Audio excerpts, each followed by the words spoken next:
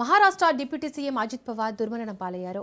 విమాన ప్రమాదంలో అజిత్ పవార్ మృతి చెందారు. మహారాష్ట్ర డిప్యూటీ సీఎం అజిత్ పవార్ విమానం బారామతిలో ల్యాండ్ అవుతుండగా కూలిపోయింది. పెద్ద ఎత్తున మంటలు చెలరేగాయి. బారామతిలో బహిరంగ సభకు వెళ్తుండగా ప్రమాదం చోటు చేసుకుంది. అజిత్ పవార్ 1959 జూలై 22న జన్మించారు. అజిత్ పవార్ తన పెద్దనాన్న శరద్ పవార్ అడుగుజాడలో నడిచి 1982లో చక్కెర సహకార బోర్డు సభ్యుడిగా రాజకీయ ప్రవేశం చేశారు. 1991లో పూణే జిల్లా కోఆపరేటివ్ బ్యాంకు చైర్మన్గా ఎన్నికయ్యారు.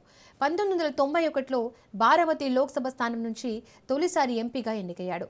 అజిత్ పవార్ అదే ఏడాది జరిగిన అసెంబ్లీ ఎన్నికల్లో బారామతి నియోజకవర్గం నుంచి తొలిసారి పోటీ చేసి ఎమ్మెల్యేగా ఎన్నికయ్యాడు.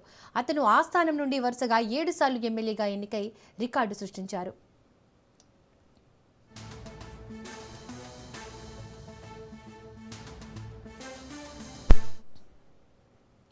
సుధాకర్ రావు నాయక్ ప్రభుత్వంలో అజిత్ పవార్ సహాయ మంత్రిగా తొలిసారిగా బాధ్యతలు చేపట్టారు.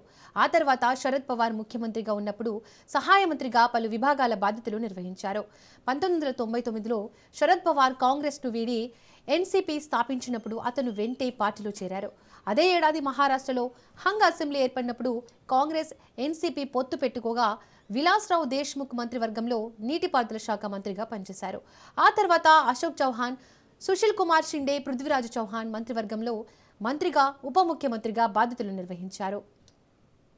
మహారాష్ట్ర రాజకీయాల్లో అజిత్ పవార్ కీలక నేతగా నిలిచారు. అనేక దశాబ్దాలుగా రాష్ట్ర రాజకీయాల్లో చురుకైన పాత్ర పోషిస్తున్న ఆయన ప్రత్యేక గుర్తింపు సంపాదించారు. రాజకీయ వాతావరణంలో పెరిగిన పవార్ చిన్నప్పటి నుంచే ప్రజా సమస్యలపై ఆసక్తి చూపారు. అదే ఆసక్తి ఆయనను రాజకీయాల్లోకి తీసుకొచ్చింది. ప్రజల సమస్యలను శాసనసభలో ప్రస్తావిస్తూ గుర్తింపు పొందారు. గ్రామీణ అభివృద్ధి, రైతుల సమస్యలు, సాగునీటి అవసరాలపై ఆయన ఎక్కువగా దృష్టి సారించారు. ఈ క్రమంలోనే నీటిపారుదల శాఖ, ఆర్థిక శాఖ వంటి కీలక మంత్రిత్వ శాఖలను నిర్వహించారు. సాగునీటి ప్రాజెక్టులు, వ్యవసాయ అభివృద్ధి కార్యక్రమాల ద్వారా రాష్ట్ర అభివృద్ధికి ఆయన చేసిన కృషి ప్రాధాన్యత పొందింది. పరిపాలనలో క్రమశిక్షణ, వేగవంతమైన నిర్ణయాలు ఆయన పాలనా శైలికి ప్రత్యేక లక్షణాలుగా చెప్పవచ్చు.